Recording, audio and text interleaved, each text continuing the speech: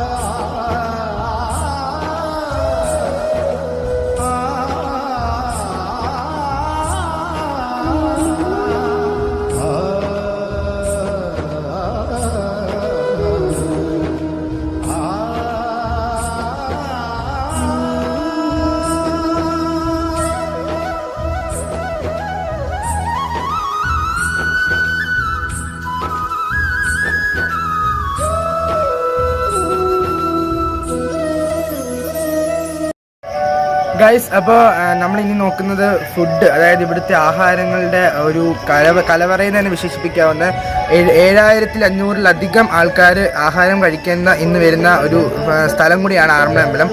കാരണം 64-ലധികം കൂട്ടാനുകളും ഉള്ള ഒരു മഹാ ആറന്മുള വള്ളസദ്യയാണ് ഇവിടെ നടക്കാൻ പോകുന്നത്. ഇന്ന് നിങ്ങൾക്ക് കാണാൻ പറ്റും, കാലാവസ്ഥ നല്ല തെളിഞ്ഞ കാലാവസ്ഥയാണ്. ഇന്നലെ വരെയൊക്കെ മഴയുണ്ടായിരുന്നു, എന്നാലും കുഴപ്പമില്ല, അത്യാവശ്യം നല്ല കാലാവസ്ഥ. ഇപ്പം കുറച്ചുകൂടെ കഴിയുമ്പം പള്ളിയോടങ്ങൾ ഇങ്ങനെ എത്തിത്തുടങ്ങിയതിന് ശേഷം തിരുവള്ളപ്പനെ വലം വെച്ച് അവർ വള്ളപ്പാട്ട് പാടി ആനയിക്കുന്ന ദൃശ്യങ്ങളെല്ലാം നിങ്ങൾക്ക് അത് കാണാം.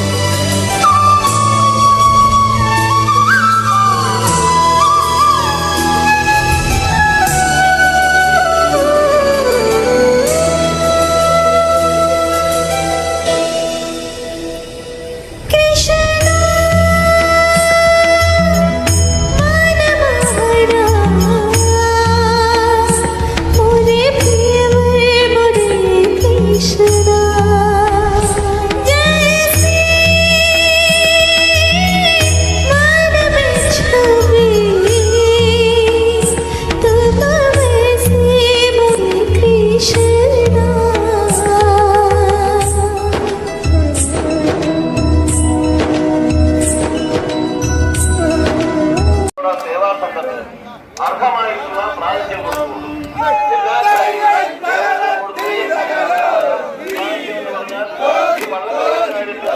വള്ളങ്ങളുടെ ഉത്തരവാദിത്വം ദേവസ്വം കൊടുത്തിട്ടാണ്.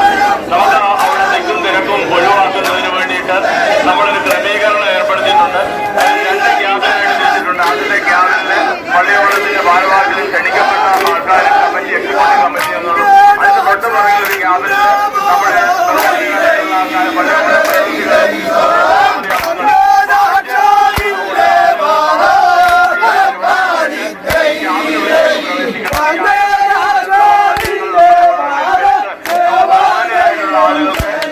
നമ്മുടെ ചടങ്ങ് ഏറ്റവും ഭംഗിയായി നടത്തുന്നതിനുള്ള അന്തരീക്ഷം ഇല്ലാതാകും എന്ന് മനസ്സിലാക്കിക്കൊണ്ട് ഭഗവാന്റെ ഒരു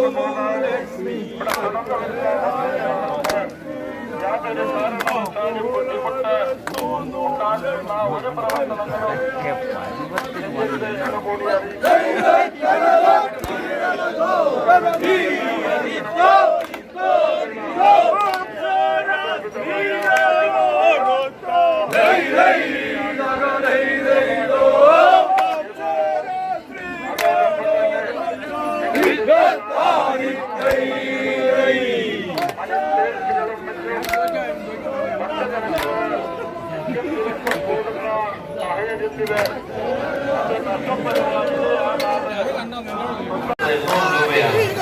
അത് 5000 രൂപയായി വർദ്ധിപ്പിക്കാൻ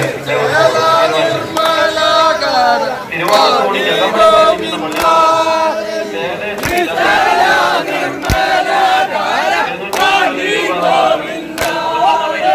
ഇതിലേക്ക് വരുന്നു. അങ്ങനെയാണ്